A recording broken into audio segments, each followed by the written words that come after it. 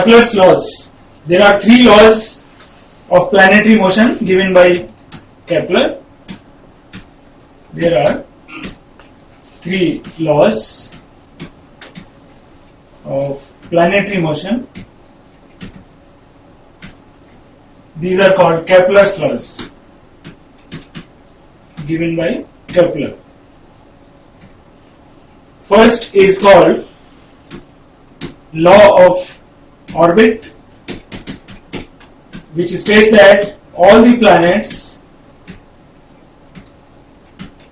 revolve around the sun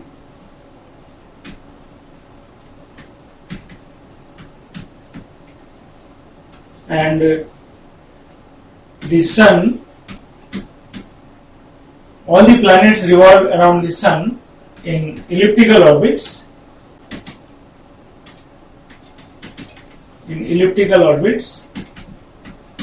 And the sun remains at one of the foci of the ellipse.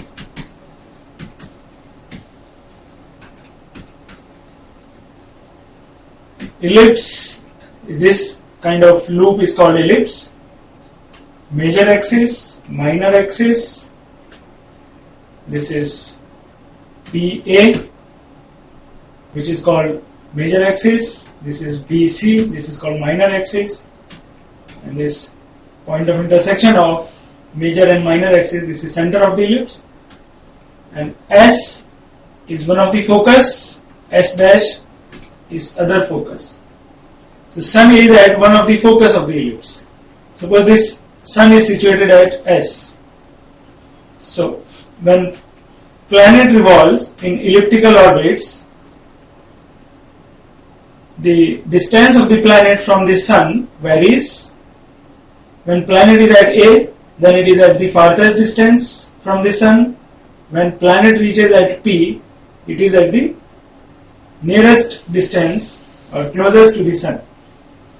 Right? The major axis PA, let us say this distance is 2a, and BC is minor axis, let us say 2b, right? The closest point P is called perihelion.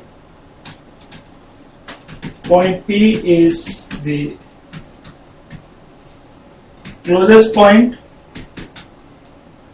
to the sun. P is called perihelion, and point A is the farthest point.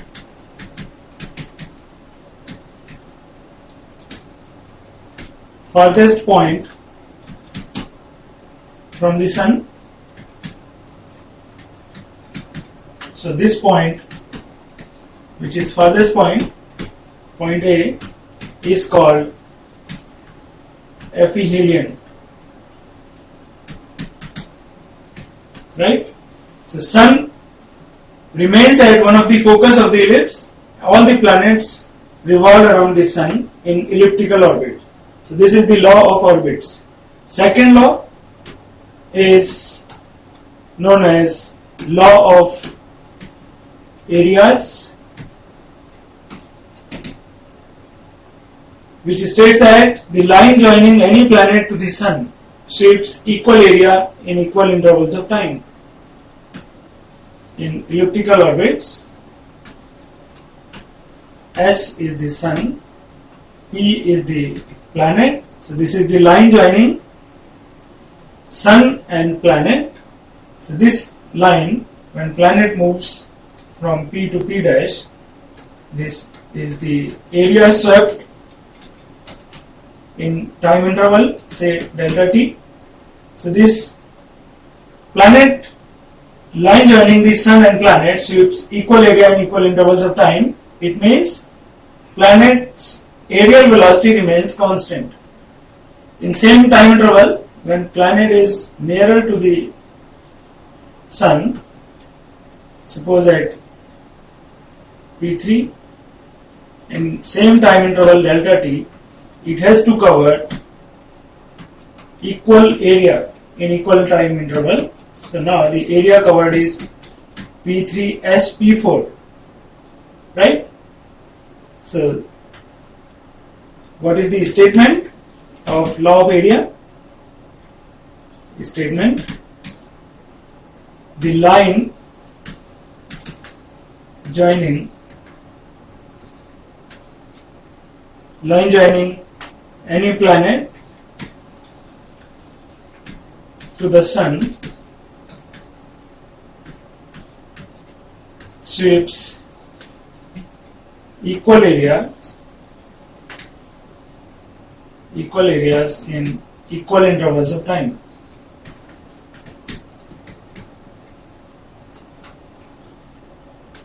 Equal area in equal intervals of time. This is the law of area, or in other words,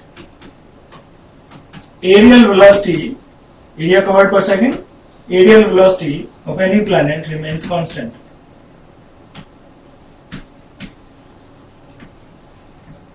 Aerial velocity remains constant. For example, area covered in delta t second when planet moves from P to P dash. So what is the area covered?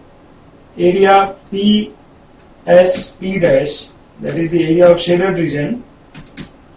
In the same time interval when planet is moving from P3 to P4, then area covered is P3 S P4. So these two areas must be equal if time interval is same, right? It means the linear velocity is not constant. Linear speed, when planet approaches the sun, it has to move faster. Its linear speed increases, and it is according to the law of conservation of angular momentum. Second law, that is the law of area. Kepler's second law is according to Kepler's second law is according to the law of conservation angular momentum.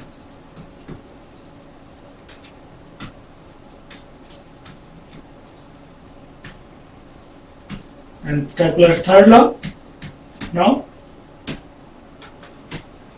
Kepler's third law, which is known as law of periods.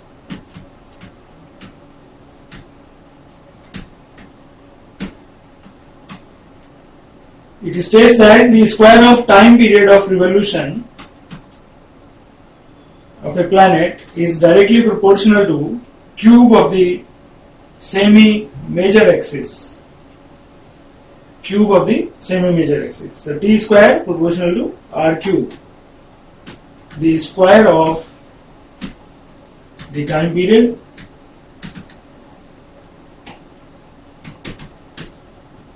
of revolution, time period of revolution of a planet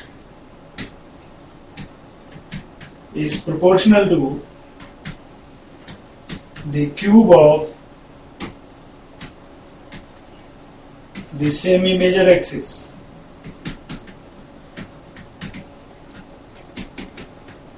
Of the ellipse, semi-major axis of the ellipse.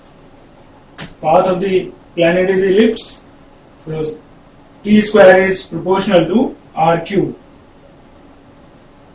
This is third law.